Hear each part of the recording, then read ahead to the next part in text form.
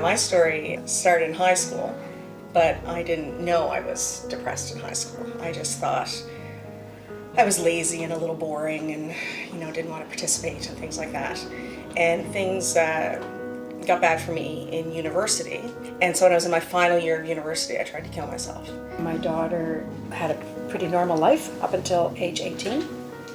And then she fell into a bit of a depression. She had 8 years of no diagnosis while in hospital, and then finally got a diagnosis of a rare disorder, and then another 7 years in hospital.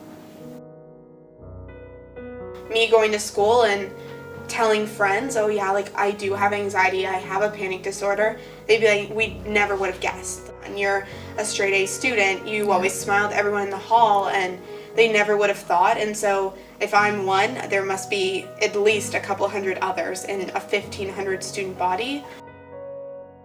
As we see the stigma break down, we begin to see the need in the community. And where we're at right now is people are readily accepted into hospital, but when they're stabilized and they're on their way to recovery, there's not a nice streamline to access community housing and have the support that they need in the community to transfer what they've learned.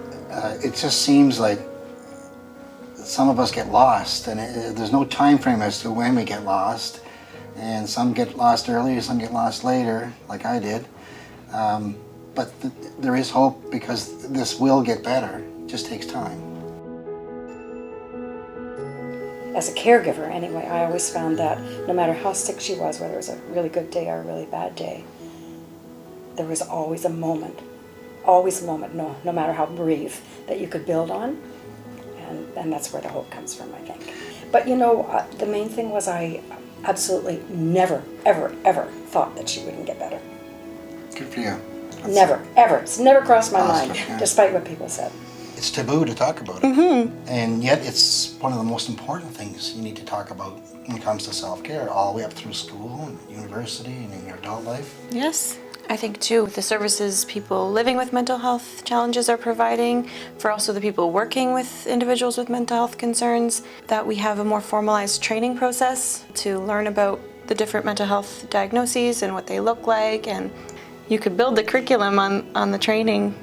Like I've gotten phone calls and text messages and even emails. I'm like, you're 13, you're emailing me? Like, it's really odd, but like they're really open once you get them going. Like, they are more than willing to tell you anything, and the more we talk, then the earlier the diagnosis can come, and I think that's where we have to go with that. Remember when we were going to school, or maybe when we were working, we always used to joke up about taking a mental health day? Yeah. Well, I take mental health days. Yeah. there's something There very for a valid reason. about Yeah. that. Yeah. But the key there is not to feel guilty about it and turn it in words and beat yourself up over it. If you need to take it, you need it. For the last 2 years, I've sort of made it my mission to help people who are the age that I was.